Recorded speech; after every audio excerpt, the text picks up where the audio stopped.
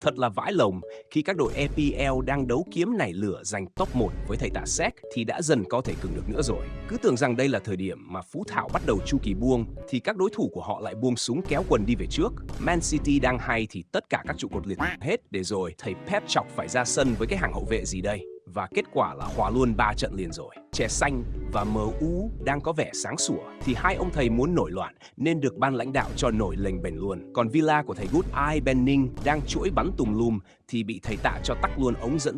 Giờ chỉ thắng 1 trên 3 trận. Thật sự là quá bịp. Các anh em không muốn bị bịp thì thật sự nên vào nhóm phở bò ở bio cùng với tôi đi. Không biết thầy Slot Chọc có làm được điều gì đó trước ma thuật đen của thầy Tạ có chứ? Tôi thấy no hope của anh em à.